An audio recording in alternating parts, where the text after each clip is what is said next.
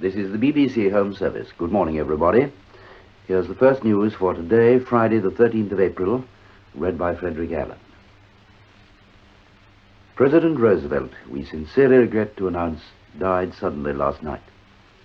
The tragic news reached this country just before midnight. Mr. Roosevelt died at his cottage at Warm Springs, Georgia, at 10:30 from cerebral hemorrhage.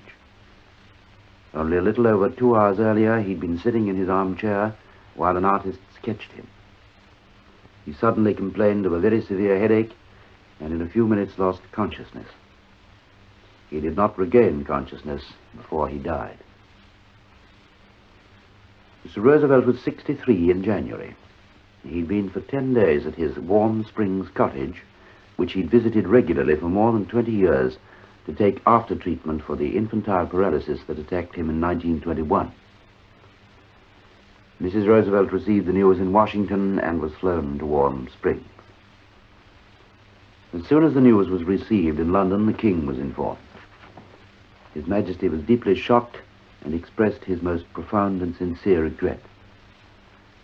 The news was also given immediately to Mr. Churchill, to whom it came as a complete surprise and great personal shock. When an American president dies in office, he's succeeded by the vice president. Mr. Harry Truman was therefore sworn in a few hours ago as 33rd President of the United States.